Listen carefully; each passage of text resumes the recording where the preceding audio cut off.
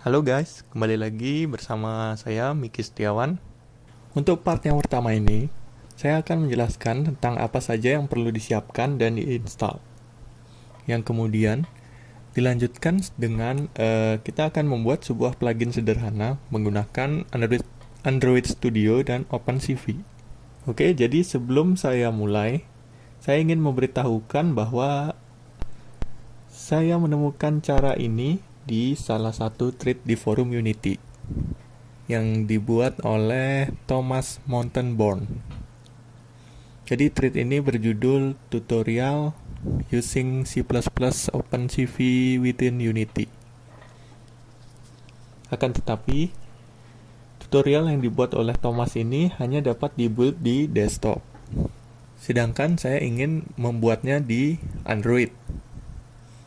Jadi kita tidak dapat mengikuti tutorial ini. Akan tetapi untungnya saya menemukan bagaimana cara menggunakan OpenCV yang nantinya dibuild di Android. Jadi saya menemukannya di salah satu komen di thread ini juga, yaitu komen yang dibuat oleh Marte J. Pett. Di sini sangat detail dijelaskan tata caranya bagaimana menggunakan OpenCV dan nantinya akan digunakan di Unity. Saya sudah merangkumnya di sini. Jadi step yang pertama itu kita harus download OpenCV Android Pack. OpenCV Android Pack bisa kalian temukan di website resminya yaitu opencv.org. Saya menggunakan versi 3.4.3. Jadi kalian tinggal klik saja Android Pack, kemudian akan mendownloadnya. Jadi di sini sudah saya download.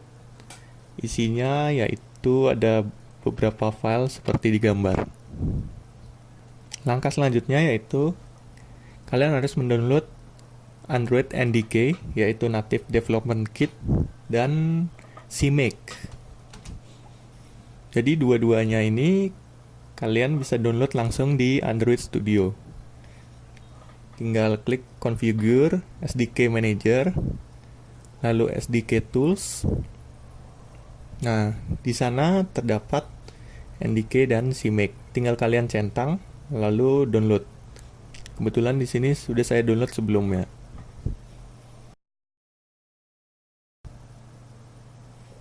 Langkah selanjutnya yaitu create project with C atau C++ support.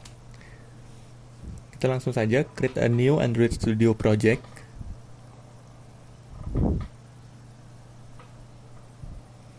Lalu application name saya buat OpenCV to Unity Test.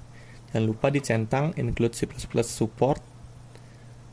Lalu langkah selanjutnya yaitu cek phone and tablet leave the recommended minimum SDK version. Jadi sudah dicentang phone and tablet, itu dibiarin API 15. Lalu include an empty activity.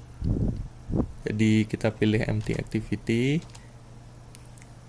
Langkah selanjutnya keep the rest of the option as decam by default. Jadi kita next saja. Ini next, finish. Kemudian akan membuild project, kita tunggu saja.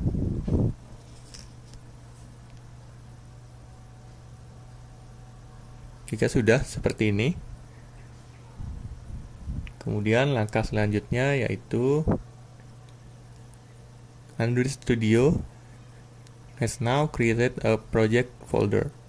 Inside it, in app source main cpp, Android Studio will have created a file called nativelib.cpp. Jadi kita akan membuat codingannya di file tersebut, yaitu nativelib.cpp yang bisa kalian temukan di app source main cpp. Di app cpp nativelib.cpp. Ya, ini dia. Kita close saja yang lain. Jadi di sini terdapat JNI export ini, kita biarin aja. Kemudian langkah selanjutnya yaitu in the app folder inside your project folder, a file called cmakelist will be created. Nanti cmakelist.txt ini akan kita ubah, tapi nanti saja. Langkah selanjutnya yaitu copy the libraries of OpenCV for Android folder di SDK native libs. Jadi OpenCV yang telah kita download tadi kita copy di SDK native libs. Nah, di sini terdapat beberapa folder. Kita akan copy semua termasuk folder libs-nya. Kita copy folder libs, kita paste di app main.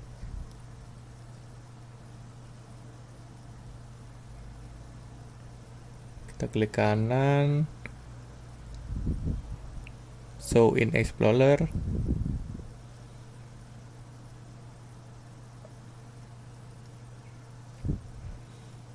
di app source main. Kita paste di sini yang tadi. Setelah kita paste, kita rename jadi GNI libs seperti di gambar. Nah, isinya seperti yang tadi, beberapa folder. Jika sudah, langkah selanjutnya yaitu delete all static library atau file.a. Akan tetapi di sini sudah tidak ada. Karena ini tutorial menggunakan versi lama, mungkin masih ada.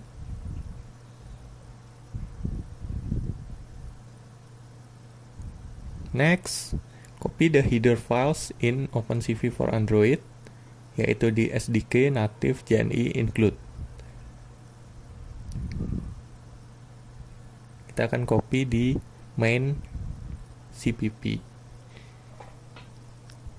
Kita cari dulu foldernya. SDK native JNI include. Nah, di sini terdapat dua folder yaitu OpenCV dan OpenCV 2. Kita copy aja folder include-nya.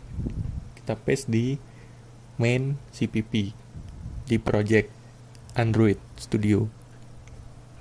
Jika sudah, nah, langkah selanjutnya kita akan mengubah cmakelist.txt-nya. Jadi ada beberapa poin penting. Yang pertama itu kita harus import OpenCV library as shared library. Kemudian yang kedua itu kita add library jadi targetnya. Yang ketiga itu kita harus include OpenCV header yang telah kita copy tadi. Jadi di sini telah dibuatkan file cmake oleh MartJPad. Tinggal saya copy. Kalian bisa mengopinya di deskripsi di bawah. Lalu file cmake-nya itu terdapat di folder app di Android Studio Project. Tinggal kita copy, kita paste di sini. Maksud saya, tinggal kita paste di sini. Jika sudah, tinggal di save.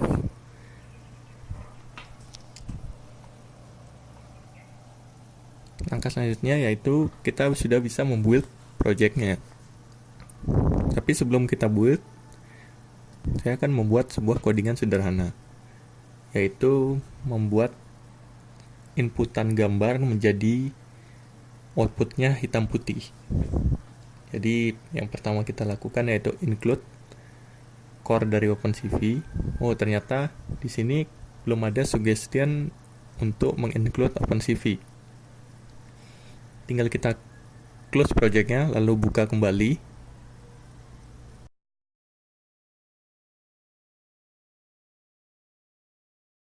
Tunggu sampai build selesai. Nah, jika sudah, kita akan coba lagi. Kita include OpenCV 2. Nah, sekarang sudah muncul. Jadi OpenCV 2 / core.hpp. Kemudian selanjutnya saya akan include lagi oncv2 slash imagproc.hpp.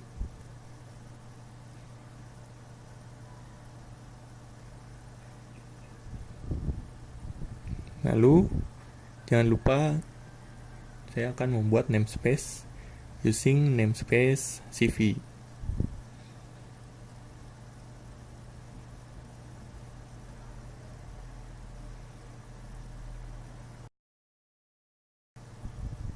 Lalu saya akan membuat extern petik 2C atau C, lalu kurung kurawal buka dan tutup. Jadi di dalam blok extern ini yang akan dapat dipanggil di Unity. Jadi di sini saya mengcopy saja sebuah codingan yang dibuat oleh John McElroy di GitHub. Kalian bisa dapatkan linknya di deskripsi di bawah. Di sini terdapat dua buah fungsi. Yang pertama itu fungsi initCV yang memiliki dua parameter, yaitu integer width dan integer height. Dan ini mereturn integer juga. Kemudian fungsi yang kedua yaitu fungsi submitFrame yang mereturn tipe data unsigned integer 8 bit. Terdapat juga 3 buah parameter, yaitu integer, width, kemudian height, lalu ada juga buffer yang bertipe data unsigned integer 8 bit. Di dalamnya terdapat juga codingan untuk memproses gambar, yaitu bisa kalian lihat. Yang pertama, buffer yang dikirim dari Unity akan kita masukkan ke variabel input frame bertipe data map. Lalu kita akan jadikan gray dengan menggunakan CVT color. Lalu kita masukkan ke output frame. Lalu output frame-nya kita balikin lagi ke RGB ya. Karena nanti kita akan menerima gambarnya bertipe RGBA. Kemudian di sini kita copy output frame.data ke result buffer. Result buffer di sini adalah variabel global yang telah dibuat sebelumnya. Jangan lupa kita release input frame dan output frame-nya. Lalu kita return result buffer. Segitu saja untuk di bagian Android Studio. Selanjutnya kita akan build project ini yang nantinya akan membuat sebuah library untuk Unity. Kita tinggal klik build, lalu make project. Kita tunggu. Jika sudah, filenya terdapat di app, build, intermediates, cmake, debug, object, obj. Nah, di sini terdapat 4 buah folder. Jadi dalamnya adalah sebuah file.so yang akan kita gunakan. Dan 4 buah folder ini adalah arsitektur yang disupport oleh Android.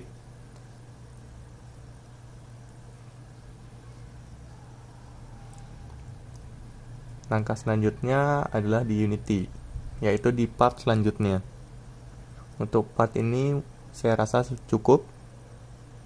Terima kasih telah menonton.